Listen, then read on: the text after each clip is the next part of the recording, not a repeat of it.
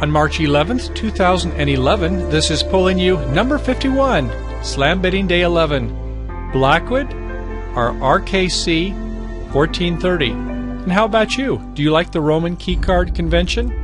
Well, that's what we're going to explore today. We're going to compare and contrast some of the trade-offs between the two different methods. How do you like to roll yours? How do you bid your slams? Okay, let's take a look. For the advocates of the 1430 Roman keycard Blackwood, they see some defects with the good old traditional classic Blackwood. Let's take a look at those. The Trump King would be the first question. They feel that they'd like to know the status of the king at the 5 level before going to the 6 level. The Trump Queen, the status of the Trump Queen is not really known by the traditional classic Blackwood bidders at all. And they like that about their 1430 or Roman keycard Blackwood treatment. And then the last would be the double count quandary. It is possible to double count a side suit, where it's preferable to have a trump, king, or queen. We'll take a look at some ways to mitigate some of these. Okay, so what does the 1430 RKC Blackwood do so well? Well, it has a revised technique. You'll recall that for 4 no trump, asks 5 controls, not the 4 aces, but 5, count them, 5 controls. So the 4 no trump response shows the aces plus the trump king. That's where we get the 5th. So the ace, each one counts a control. The trump king counts a control. And the status of the trump queen, as we'll see, is determined at the 5 level as well. The important guidelines is that when we're bidding RKC, we do not bid 6 hearts or 6 spades when we're off 2 keys. Second, we do not bid 6 hearts or 6 spades when we're off 1 key and the trump queen. And as you might expect, we do not explore Grand Slam when we're off 1 key. Okay, let's compare the two bids after 4 no trump Blackwood. The 1430 style, which is equivalent to the RKC, we'll discuss the 1430 style. The 5 club bid is 1 or 4 keys, 1 or 4. Whereas in traditional Blackwood, it's 0 or 4 aces. 5 diamonds is 3 or 0. That's where we get the 1430, first step, second step. So it's 0 or 3 keys. Remember, there are 4 aces, and the king of trumps make up the 5 keys. Blackwood, 1 ace. For 5 hearts, 2 aces with either, but with those who play the 1430 or RKC treatment, it's 2 without the queen. And for the Blackwood, it's just 2 aces. 5 spades, it's 2 with the queen, whereas in Blackwood, it's 3 aces. Oh, I suppose I should mention, what happens if you have all 5 keys? Well, that would be 0 or 3 or 5. We don't normally show this. That would be the 5 diamond bid.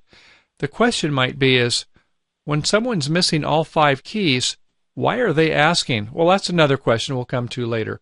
But the 4 no trump initiator should be aware of the keys based upon the prior bidding.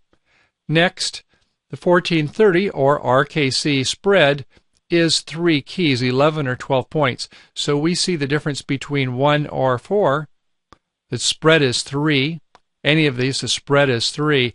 And if we have a spread of 3, that's either 2 aces and a king, or all 3 aces, so 11 or 12 points. So there shouldn't be ambiguity when our partner bids 5 clubs. If they've opened, say, 2 clubs strongly, they must have 4.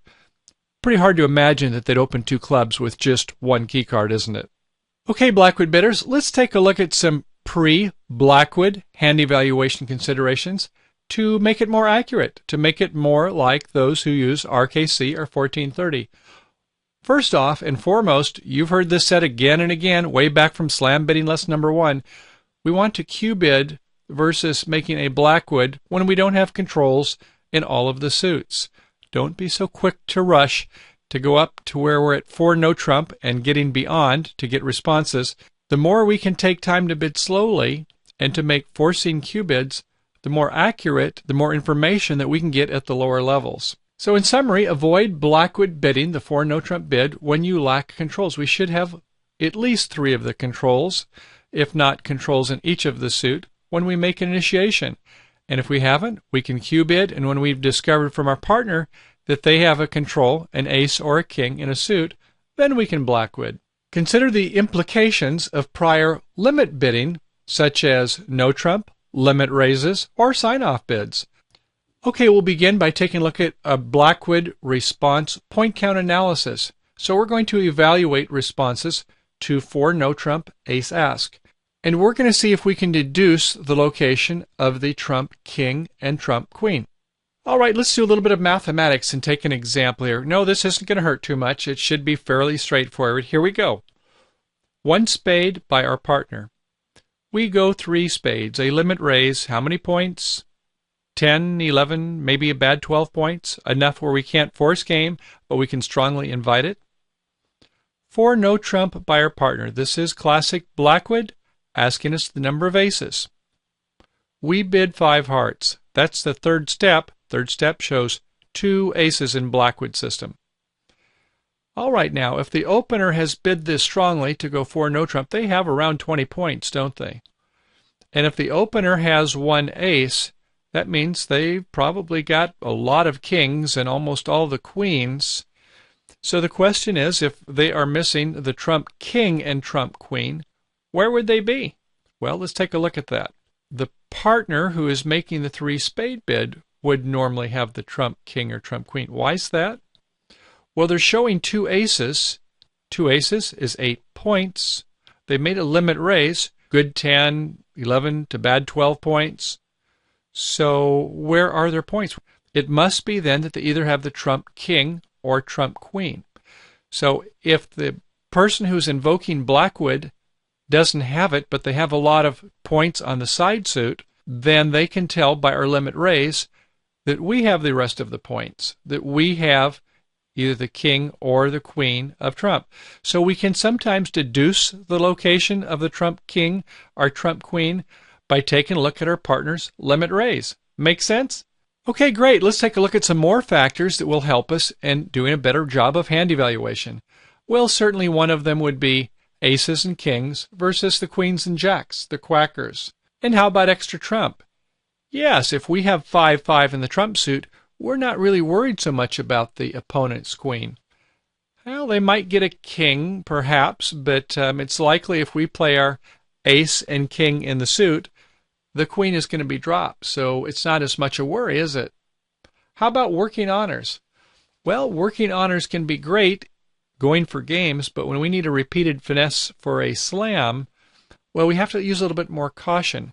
So certainly we would want to value more strongly a solid suit, ace, king, queen in a suit, where we don't have to worry about a finesse.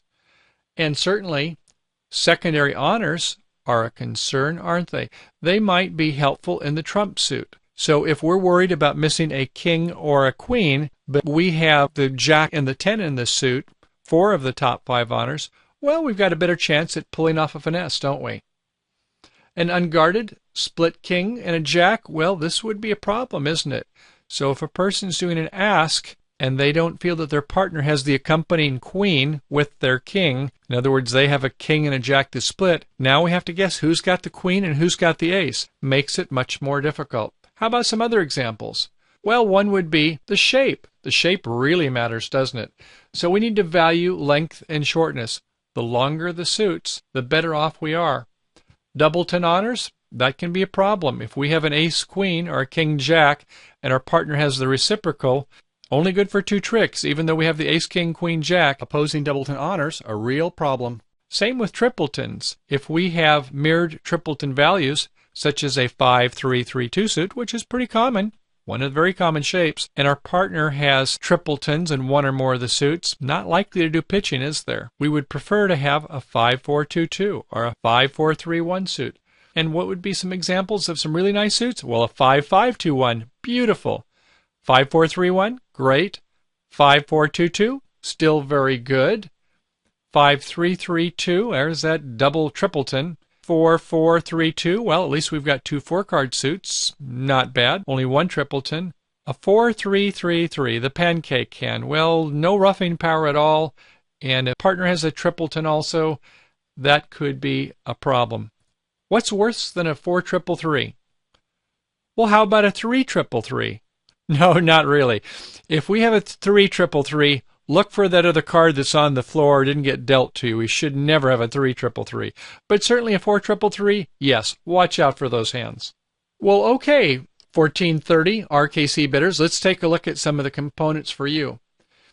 First off, you like the fact that your Trump King and Trump Queen are immediately known at the 5 level. And for those of you who play that convention, you'll find that you can adapt it sometimes and use it elsewhere, such as Minorwood, to look for a slam in a minor suit, or even an adaptation of Gerber. With sophistication comes complexity. Yes, let's take a look at an example. 2 clubs by partner. We bid 2 diamonds waiting. Our partner does 2 hearts. We bid 4 Notrump, liking the heart suit. Partner bids 5 diamonds. Okay, if it's 1430, that's the second step. First step is 1 or 4. Second step is 3 or 0. Well, how can we find the location of the queen? We would do 5 hearts to ask the location of the queen. If we're missing 1 key card and missing the queen, we shouldn't really be bidding. So here we're going too high. When our trump suit is the hearts, sometimes this can be a problem, isn't it? So what could be a solution to this? A solution would be not to bid for no trump quite so quickly.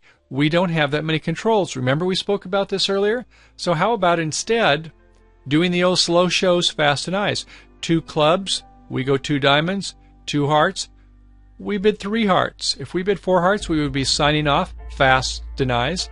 If we did 3 hearts, slow show some extras, this certainly is a forcing bid, shows more interest in slam, and allows our partner to bid for no trump. We then show first step 1 or 4. We have 1. Now our partner can do the queen ask. And if we have it or not, we get to make a description. If we don't have it, we can say 5 hearts, the first step. So another part then is the subtleties of knowing when to go for no trump, the control issue. Just like we have in Blackwood, yes, they have the same concern on RKC 1430. So Blackwood or 1430? Well, for classic Blackwood, Trump King and Trump Queen are not automatically known, but they might be able to be deduced. If one of the players has limited their hand and we know where the honors are not, then we can deduce where they are. For pre-Blackwood hand evaluation, yes, it's a real plus. So careful hand evaluation, control bidding and the like when we're at lower levels is very important.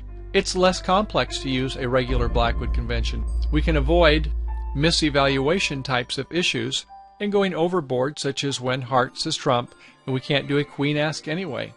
And less confusion, we're more likely to have misunderstandings with complexity. So with the regular Blackwood, a little easier to bid, a little easier to understand what partner is trying to say. Okay, well that's all for the first phase of Polling You number 51. We're going to have more. For those of you with the free BridgeHands membership, you know what to do next. Come on down, sign in, and as always, we've got examples for you to illustrate the concepts we've been speaking about here today. And for those of you with the premium and ultra memberships, yes indeed, we'll have plenty of hands on the cards, bidding and play. So we'll see you all on the flip side. Thanks for coming. See you soon.